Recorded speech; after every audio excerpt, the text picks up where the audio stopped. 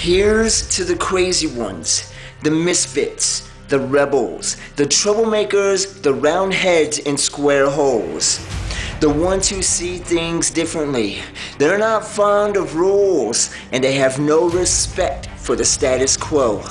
You can quote them, disagree with them, glorify or vilify them, but the only thing you can't do is ignore them.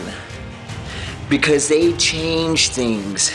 They push the human race forward, and while some may see them as the crazy ones, we see genius, because the people who are crazy enough to think they could change the world are the ones who do.